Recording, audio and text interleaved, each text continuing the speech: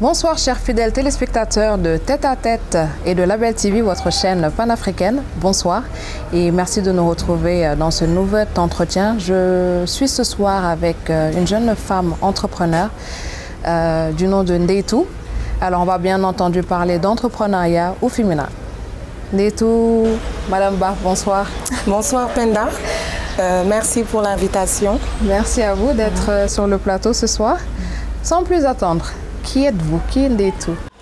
Alors, je me présente, je m'appelle Ndeitou Sidibé, Madame Ba. Je suis entrepreneur, propriétaire de la boutique Mistou, ex-Ndé Malouk. Je suis consultante en freelance et coach en développement personnel. Et je suis une passionnée de mode et d'entrepreneuriat féminin en général. D'accord. Alors, quel a été votre cursus professionnel après vos études? Alors, j'ai effectué mes études à Paris, à l'INSEC Paris, où j'ai obtenu mon master en audit et contrôle de gestion. Et entre mon master 1 et mon master 2, je suis revenue au Sénégal. J'avais effectué une année de césure afin d'acquérir de l'expérience professionnelle. Et donc, quand je suis venue sur place, je me suis dit pourquoi ne pas débuter une activité commerciale. Et j'étais en stage dans un cabinet d'expertise comptable et en parallèle, j'avais commencé à commercialiser des marchandises chez moi, des vêtements de femmes, des accessoires, des chaussures, des sacs. Et juste avant de repartir en France pour compléter mon année de Master 2, j'ai décidé d'ouvrir une boutique de prêt-à-porter féminin. Et voilà, de là est né mon esprit entrepreneurial. Et depuis lors, ça fait plus de 10 ans, je n'arrête pas d'innover à chaque fois et de persévérer. Alors Ndeitou, pourquoi avoir choisi l'entrepreneuriat quand on alors, je dirais que j'ai saisi une opportunité qui s'offrait à moi. Il faut savoir que là où j'étais en année de master à l'INSEC Paris, on avait module qui s'appelait entrepreneuriat. À l'époque, c'était pas assez développé, le concept était assez flou et j'étais déjà très passionnée quand je suivais les cours et j'ai commencé à faire des recherches sur l'entrepreneuriat, sur les motivations, sur les prérequis. Et ce que j'avais... Pardon? Ça vous a plu aussi? Ça m'a beaucoup plu. Et ce qui avait capté mon attention, c'était la place importante que jouait la passion au cœur de l'entrepreneuriat. Et donc, comme je suis de nature une personne très passionnée depuis ma plus jeune enfance, surtout par la mode, par les vêtements, par les nouvelles tendances. Je me définis comme une fashion victime. Et donc, c'est dans ce sens que je me suis dit que je vais démarrer une activité en rapport avec cette passion justement qui était la mode. Et comme à l'époque, je n'avais pas forcément de temps pour étudier le stylisme ou démarrer une activité de production, de création, je me suis dit que je vais plutôt me concentrer sur le prêt-à-porter, acheter des marchandises, des vêtements et les revendre en l'état. Et de là est née la passion. J'ai commencé à le faire, à agencer un peu les vêtements, à proposer à la clientèle, à faire des shootings. À l'époque déjà, en 2011, j'avais fait un shooting. Les gens avaient apprécié. J'avais appelé mes copines qui m'avaient aidé à porter les vêtements, à les mettre en valeur, à prendre des photos. C'était assez passionnant et ça allait jusqu'à présent. Et donc de là est née cette fibre entrepreneuriale, cette passion, cette motivation au quotidien qui fait que je le vis pleinement et j'en suis très satisfaite. D'accord. L'essentiel de vos activités aujourd'hui, vous avez un travail à côté ou uniquement le commerce? Non, j'allie les deux. Vous alliez les deux? J'ai allié les deux depuis le début. Quand je suis revenue de la France juste après mon Master 2, j'ai enchaîné avec les stages, évidemment, en cabinet d'expertise comptable, parce qu'à la base, je voulais devenir expert comptable. Voilà, parce que je suis aussi passionnée par la comptabilité. Mais ce qui s'est passé... Mais oui, et je suis une grande passionnée des études aussi. Superbe. Je suis une grande passionnée des études et je suis convaincue qu'il faut une éducation, pour pouvoir mener à bien ces activités. C'est impératif. Donc ce qui s'est passé, c'est que j'ai commencé par enchaîner les stages. Par la suite, j'ai été embauchée par une grande entreprise de la place en tant que chef de service de l'audit interne. Oui. Mais plus tard, j'ai dû démissionner pour être à mon propre compte, être consultante dans des sujets aussi variés que l'audit, que l'entrepreneuriat justement, coacher les femmes justement pour leur développement personnel, pour leur épanouissement et leur donner la force d'entreprendre et de prendre des risques au quotidien. Donc j'ai toujours allié les deux et je le fais jusqu'à présent et ça ne pose pas énormément de problèmes. Au Sénégal, est-il difficile pour une jeune femme d'entreprendre? On sait très tôt que nos parents nous ont toujours orientés vers les grandes études, faire une carrière, travailler dans un bureau. Malheureusement, aujourd'hui, il n'y a plus de place. Beaucoup se mettent à l'entrepreneuriat. Est-ce difficile déjà dès le bas âge? Effectivement, oui, il y a pas mal de difficultés, pas mal de contraintes que les jeunes femmes entrepreneurs rencontrent aujourd'hui. Déjà des difficultés liées à l'accès au financement. Bien évidemment, il existe plein de structures de financement comme l'ADER, le FONGIP, où j'étais d'ailleurs. Mais le problème aujourd'hui, c'est l'information. Les jeunes femmes n'ont pas forcément l'accès à l'information qui s'y est afin d'obtenir un financement, par exemple, afin de faire une étude de marché, afin de... Ça bloque au niveau de la communication ou... Oui, je dirais déjà au niveau de la communication, au niveau des structures que je viens de citer, bien qu'elles fournissent beaucoup d'efforts, mais aussi il y a un blocage au niveau même des femmes en général qui n'ont pas l'habitude d'aller vers l'information, l'habitude d'aller vers les structures, de demander des informations, de demander les conditions d'éligibilité. Et les femmes qui sont en milieu rural, il y a un problème d'accessibilité parce que la plupart de ces structures sont concentrées au niveau de Dakar. Et donc il y a un réel problème d'accessibilité, un réel problème d'accès à l'information. Donc information, financement, la formation aussi, ça pose problème. Parce qu'aujourd'hui, pour être entrepreneur, il faut impérativement disposer d'une formation. Une formation en création d'entreprise à tous les niveaux. Parce qu'aujourd'hui, avant de créer une entreprise, il est évident qu'il faut un business plan, déjà pour débuter. Un plan d'affaires, une feuille de route qui permet de savoir quelle stratégie déployer à chaque étape du développement de l'entreprise. Donc le problème aujourd'hui, c'est que les femmes ne disposent pas forcément de tous les outils nécessaires afin de... Déjà, même quand il s'agit de l'information, quand on a l'information, il faut pouvoir aujourd'hui filtrer cette information, l'analyser, en tirer des conclusions qui permettent de prendre des décisions. La plupart des femmes aujourd'hui, des jeunes entrepreneurs, ne sont pas en mesure de traiter l'information comme il se doit. Et tout ça, ça relève de la formation. Il faudrait que l'État aujourd'hui crée des centres de formation. Ça existe, mais les diversifier, les multiplier et faire beaucoup de communication dessus afin que qu'il y ait au moins des relais. Et que ça existe un peu partout dans la banlieue, au sein de la capitale, dans les régions. Voilà, et que les femmes derrière qui sont diplômées et qui n'ont pas forcément un emploi. Nous savons tous que le taux de chômage aujourd'hui est très élevé et l'entrepreneuriat est vecteur de croissance. Donc l'État gagnerait à financer les entrepreneurs, et à dynamiser ce secteur, à encourager les jeunes entrepreneurs, surtout les femmes. Surtout les femmes. Et pour les banques aussi, au niveau des crédits? Au niveau des banques, sans garantie, c'est impossible d'avoir un crédit. Au niveau des microfinances, je veux dire, ils vont vous octroyer des crédits pas très élevés, des montants dérisoires avec des taux très élevés et des délais de paiement très courts, ce qui ne permet pas de faire des investissements conséquents en soi. Donc il y a beaucoup de difficultés liées à l'information, à la formation, au financement et au contexte socio-culturel, ce dont je vous parlais tout de suite en ce qui concerne la vision de la société sénégalaise en général sur l'entrepreneur.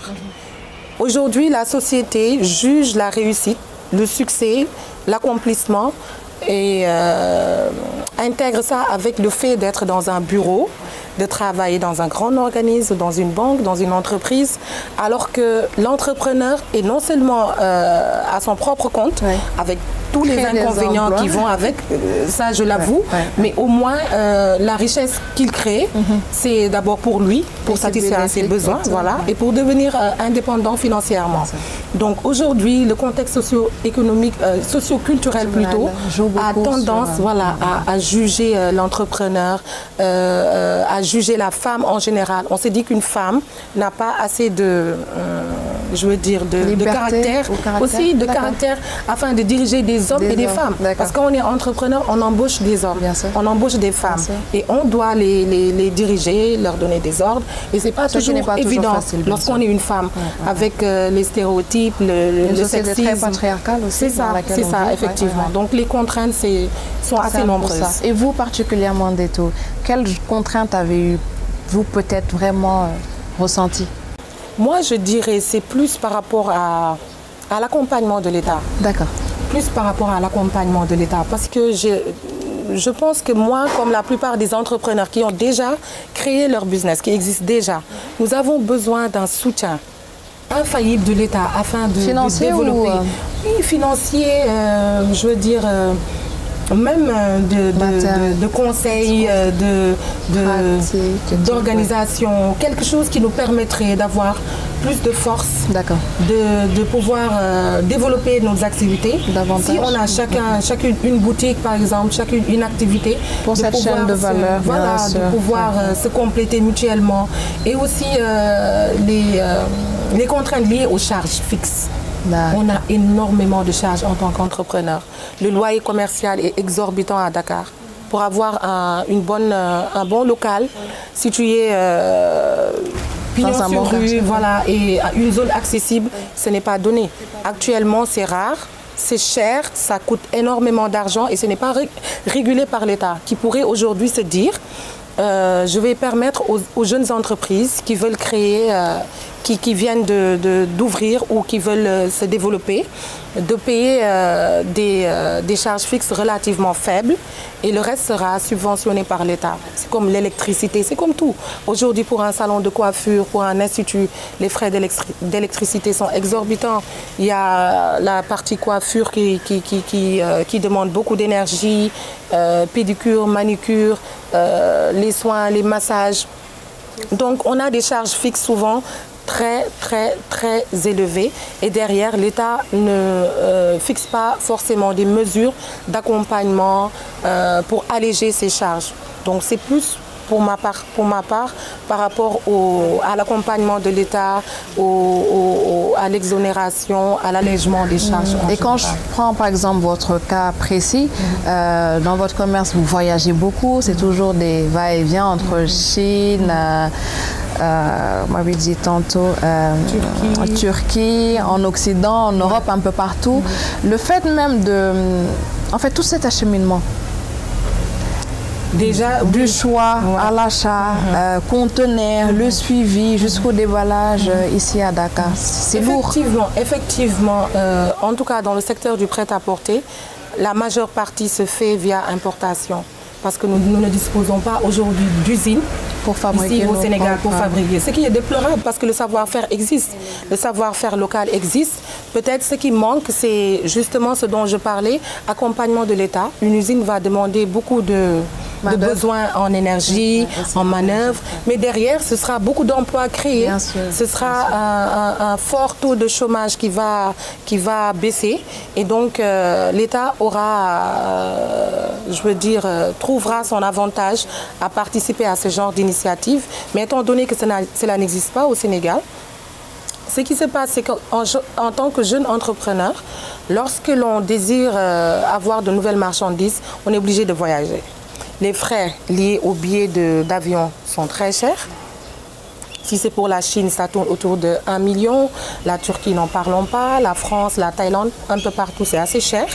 Et derrière, quand vous arrivez sur place dans ces pays, il y a les frais liés à l'hôtel, au transport, les petits frais que l'on minimise et qui, au final, s'ajoutent à tout ça. Et derrière, ce qui est aussi très important, c'est dont vous parlez tout de suite, les frais de transport du pays d'origine vers le Sénégal. Donc, ce qui se passe d'habitude, c'est que c'est soit par conteneur, groupage ou par fret aérien. Mais dans tous les cas, les frais de douane sont très élevés. Et là aussi, l'État pourrait et je pense encore plus avec le Covid. Plus avec le Covid. Donc, par exemple, le fret de la Turquie vers le Sénégal a quasiment doublé avec la Covid et le climat qui s'est installé. Et les délais aussi de réception de ces marchandises sont devenus plus longs. Donc forcément, il y a plus d'inconvénients pour l'entrepreneur. Et derrière, les frais de douane sont énormes. Vous êtes obligé du coup d'augmenter vos prix, vos tarifs? C'est ça, on est obligé. Parce que forcément, quand le coût de revient devient élevé, le prix de vente va en pâtir. Forcément, le prix de vente va devenir élevé. Et donc, peut-être la vitesse de vente va diminuer. Parce qu'il va sans dire que plus les prix sont accessibles, plus les ventes vont aller vite et l'entrepreneur, le commerçant pourra récupérer vite fait sa mise. Mais aujourd'hui, le cadre fiscal fait que le coût de revient d'une marchandise de la Turquie par exemple vers Dakar est des fois doublé, voire même triplé. Parce qu'au final, le prix d'achat n'est pas si élevé, mais les frais qui s'ajoutent sont tellement importants, tellement exorbitant que le coût de revient devient trop important et donc le prix de vente devient élevé. La clientèle ne peut pas tout le temps suivre. Tout à fait. Alors votre quotidien, quand vous gérez votre boutique, comment ça se passe avec déjà vos employés, mais surtout les clientes? Ok. Sont-elles très exigeantes? Oui. En fait, en ce qui concerne déjà les employés, avant, on avait un système archaïque qui faisait que l'entrepreneur, le propriétaire du business était le chef. Maintenant, on parle plus de leadership. Aujourd'hui, moi, je me positionne plus en tant que leader avec mes employés. C'est-à-dire, je les fais participer à tous les niveaux de décision. Donc, par exemple, si aujourd'hui, avec les réseaux sociaux, il est possible de faire des commandes sans bouger du Sénégal. Donc les fournisseurs vous envoient des photos, vous proposent des articles, des prix, vous faites votre choix, vous envoyez l'argent, on vous envoie la marchandise. Par exemple, pendant ce processus, moi, en tant qu'entrepreneur et propriétaire de la boutique, je dirais que l'avis de mes employés est même plus important que le mien.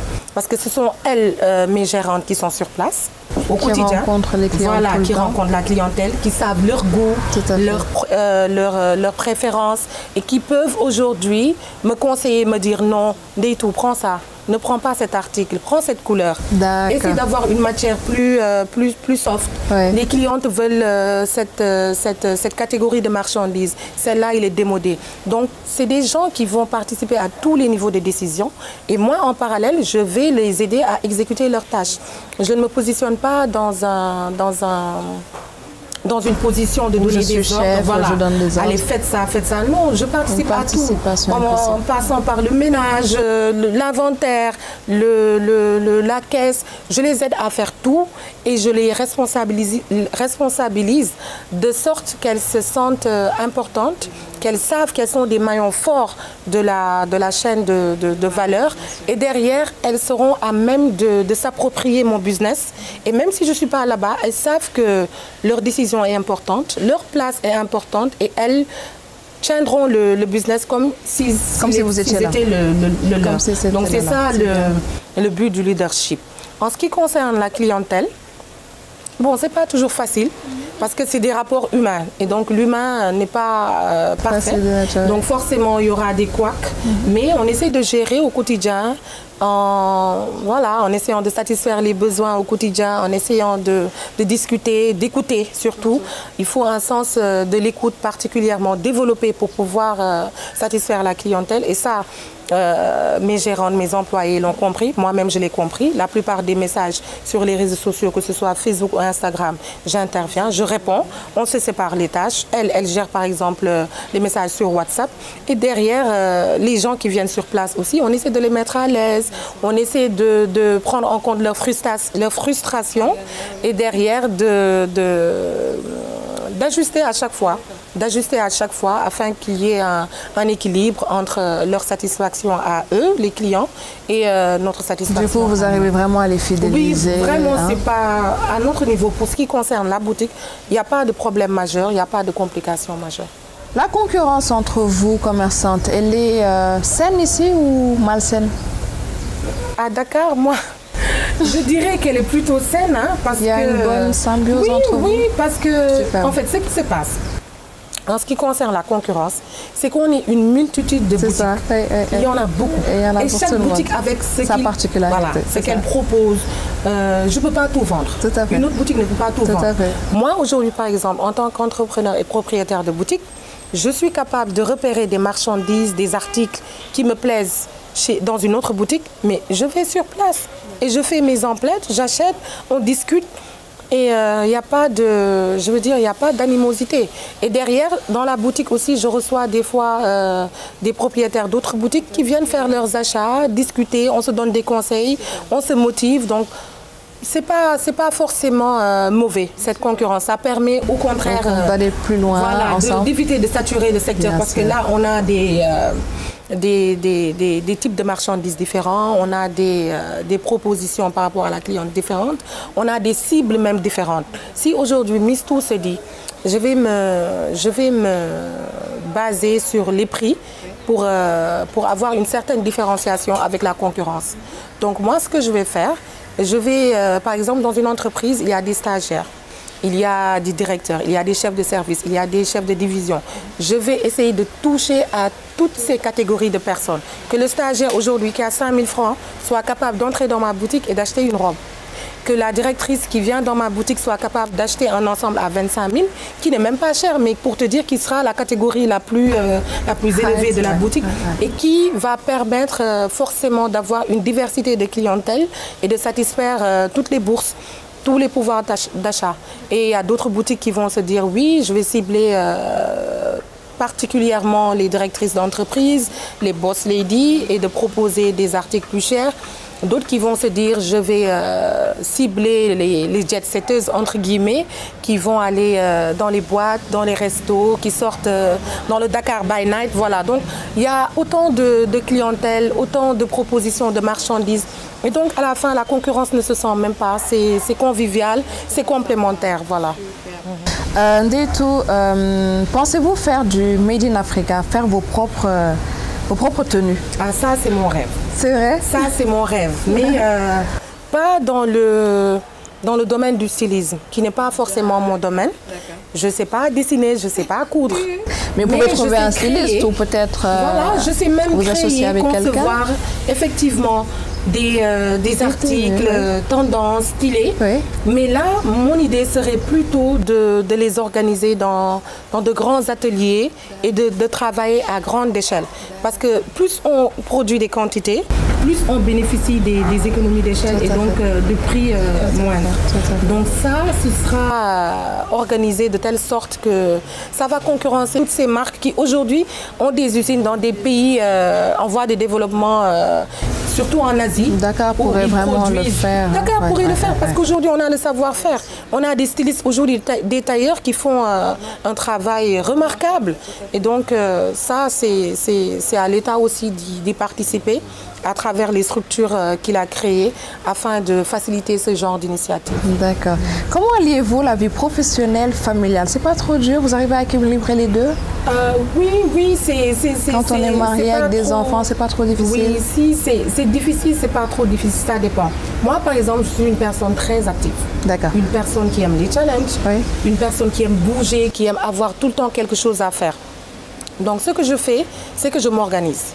Dans tous les cas, il faut une bonne organisation, il faut tout planifier à l'avance. Et ce que je fais, par exemple, c'est que tous les soirs, sur mon smartphone, je note dans l'application Note, je mets ce que je dois faire pour la journée qui va suivre.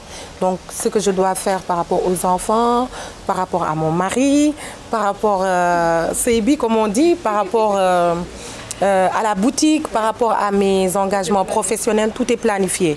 Et ce que je fais, c'est que j'essaie de m'y tenir. Et si jamais il y a des tâches que je n'ai pas pu accomplir le jour même, j'essaie de les reporter au jour suivant. Mais dans tous les cas, il faut planifier. il faut planifier, il faut organiser. On n'est pas non plus des super personnes qui peuvent faire des journées de plus de 24 heures. Donc, il faut savoir aussi se ménager. Il faut savoir utiliser son temps efficacement, efficiemment, de sorte à faire les tâches qu'on doit faire de manière convenable. Et si jamais on ne peut pas tout faire, ce n'est pas grave, on reporte à plus tard. Voilà. Quels sont vos projets futurs? Alors, mon projet futur. Bon, disons que... Toujours dans la mode ou carrément autre chose? Déjà aussi dans la littérature. Je suis aussi une passionnée de littérature. D'accord. J'ai d'ailleurs écrit un livre qui est à l'étape projet. Je vais chercher à le faire éditer. Et c'est un roman, mais c'est sur l'entrepreneuriat. Parce que c'est quelque chose qui me passionne. Et j'ai eu pas mal d'expérience avec le temps. Et ce livre est plus pour motiver les femmes, surtout les femmes d'abord. Et c'est un roman qui allie à la fois le sérieux de l'entrepreneuriat et d'autres histoires plus drôles, parce que je suis une personne avec beaucoup d'humour, voilà, qui vit le no-stress à temps plein. Et voilà, ça fait partie de mes objectifs. Écrire des livres qui, je l'espère, seront des best-sellers et qui vont encourager beaucoup de femmes à aller de l'avant, devenir une coach en entrepreneuriat et en développement personnel, certifiée, voilà, certifiée, que je sois capable d'aider beaucoup de femmes, de donner des speeches motivateurs et voilà, de conquérir à développer ce business, ce secteur qui est l'entrepreneuriat féminin. Je me vois aussi, par exemple, dans 10 ans, avoir beaucoup de boutiques, ne plus me limiter à Miss Tout, mais diversifier mes activités, toucher à la fois le Sénégal et l'international, l'Afrique, l'Europe, partout, pouvoir passer d'un stade d'importatrice essentiellement à un stade d'exportatrice de vêtements, de mode et créer des richesses, parce qu'au final... c'est la valeur ajoutée. Voilà, c'est la valeur ajoutée, c'est de contribuer à la croissance du pays. Et donc, voilà, c'est ça. Quel est votre message, votre mot de fin à tous les téléspectateurs qui nous suivent de partout ce soir? Alors, je vais m'adresser particulièrement aux femmes aujourd'hui. Je vous dis d'avoir confiance en vous, d'être passionné, de trouver le secteur qui vous intéresse et de ne pas hésiter. N'hésitez pas à entreprendre, n'hésitez pas à aller au-delà de l'information, à trouver des partenaires, à trouver le financement qui vous convient. Ayez confiance en vous, ayez confiance en votre rêve. Vous êtes des femmes, nous avons aujourd'hui ce que les hommes n'ont pas, le sens du détail, l'intuition, l'éthique. Nous avons cette passion innée qui nous anime en tant que femmes et que nous pourrons aujourd'hui utiliser pour développer l'entrepreneuriat, pour devenir indépendante financièrement. N'ayez pas peur. Si moi, aujourd'hui, Ndeitou Sidibé, en tant qu'entrepreneur, j'ai réussi à commencer avec une toute petite somme et qu'aujourd'hui, grâce à mes activités, j'arrive à vivre de mon business, à satisfaire à mes besoins, à épargner et à avoir d'autres objectifs, à avoir d'autres projets, vous le pouvez. Quelle que soit votre passion, quel que soit votre domaine d'activité, ne pensez pas aux obstacles, ne pensez pas aux moyens dont vous ne disposez pas. Soyez juste engagés, soyez juste passionnés, ayez beaucoup d'audace et allez au-delà de vos attentes. Allez vers les structures qui s'offrent à vous. L'ADER, le FONGIP, l'ANPEJ, les structures ne manquent pas. Allez au-devant de l'information. Essayez de la traiter de la façon la plus efficiente possible et essayez d'en tirer quelque chose afin de créer un business, une entreprise qui vous permettra, vous, de vivre de votre art et d'être votre propre patron. C'est important d'être indépendante financièrement, de ne compter sur personne. C'est important d'être motivé dans la vie. Et la motivation la plus sûre, c'est celle que vous créez vous-même. C'est celle dont vous dépendez vous-même et celle que vous pouvez amener plus loin. Soyez donc des gens, des personnes organisées, des personnes patientes, des personnes engagées pour créer quelque chose, avoir une idée, la créer, la transformer et plus tard penser à l'expansion à l'international. N'hésitez pas, foncez. Ndeitou, j'ai envie de vous applaudir. Le message est poignant et j'espère que les téléspectateurs en ont bien compris. Je l'espère aussi. Je l'espère aussi. Vraiment, le message est poignant. Merci beaucoup. Ça a été un plaisir pour moi le plaisir est partagé. de vous recevoir. Merci à tous de nous avoir suivis. J'espère que cet entretien vous aura plu. Ne manquez pas de revoir l'intégralité de cette émission sur toutes nos plateformes ainsi que sur le site www.labeltelevision.com. Je remercie la maison Sarima pour cette magnifique tenue et ensemble continuons de promouvoir le Made in Africa, tous ces talents d'Afrique.